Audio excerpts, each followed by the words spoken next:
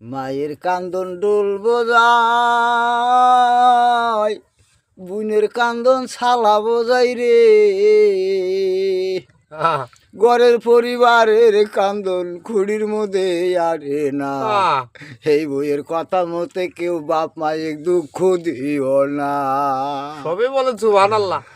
10 মাস 10 দিন ছিলাম মায়ের উদ্দুরে, হাড় মাংস খাইয়াই আমার এই দেহটা গঠিত হয়ে আছে।